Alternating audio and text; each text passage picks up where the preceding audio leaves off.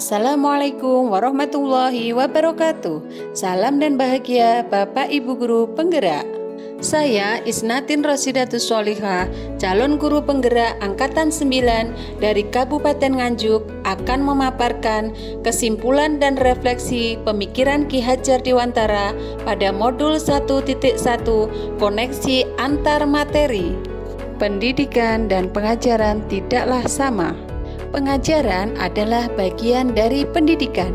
Pengajaran adalah proses pendidikan dalam memberi ilmu untuk kecakapan hidup anak secara lahir dan batin. Pendidikan pada hakikatnya adalah menuntun atau memberi tuntunan terhadap segala kekuatan kodrat yang dimiliki anak agar ia mencapai keselamatan dan kebahagiaan setinggi-tingginya, baik sebagai manusia maupun sebagai anggota masyarakat. Pendidikan menciptakan ruang bagi murid untuk bertumbuh secara utuh agar mampu memuliakan dirinya dan orang lain serta menjadi mandiri.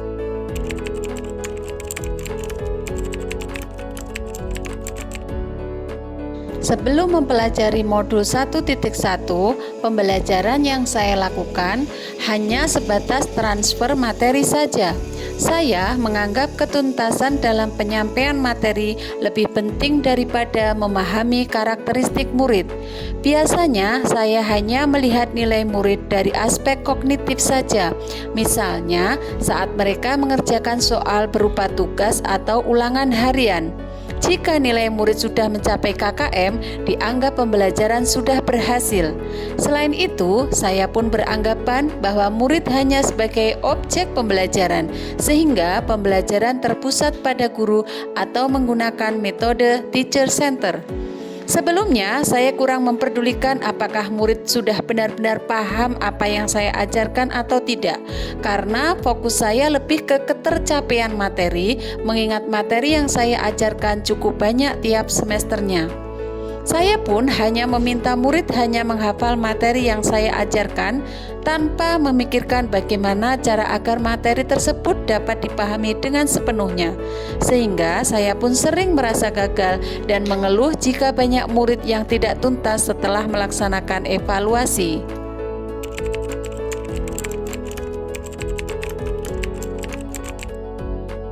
Namun, setelah saya mempelajari modul 1.1 tentang pemikiran Ki Hajar Dewantara, saya menyadari bahwa apa yang saya pikirkan dan saya lakukan selama ini tidak tepat.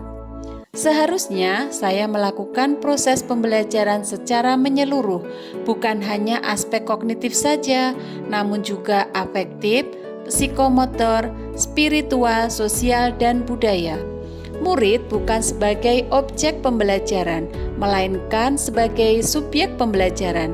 Artinya, murid memiliki kebebasan berekspresi, mengemukakan pendapat, dan berkreasi sesuai dengan metode atau model pembelajaran dan media yang tepat. Guru seharusnya sebagai fasilitator dalam proses pembelajaran. Guru pun harus ikhlas, penuh kesabaran dengan segala ketulusan hati agar terwujud pembelajaran yang menyenangkan dan berpusat pada murid. Selain itu, saya harus mempelajari karakteristik murid karena setiap anak dilahirkan unik dengan kelebihan dan kekurangannya masing-masing.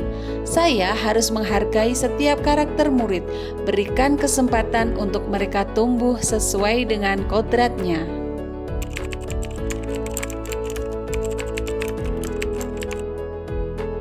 Yang dapat segera saya terapkan dalam pembelajaran di kelas antara lain, merancang pembelajaran yang interaktif dan menyenangkan dengan melibatkan murid sesuai dengan metode student center.